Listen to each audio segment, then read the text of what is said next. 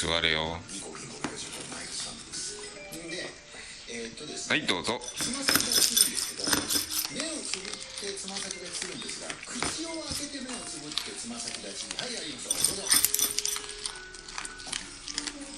もしすぐイライラするんだよね。口をつぶってちょっと目をつぶりながら同じように目をつぶってのつま先立ち。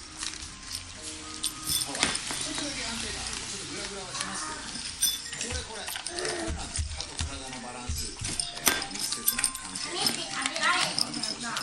65歳以上の歯の良い人、歯の悪い人。海岸の作りをやる場合、そしてこの海岸片足だし、要するにバランス能力の指標として用いられるものなんですが。なくなっちゃったね。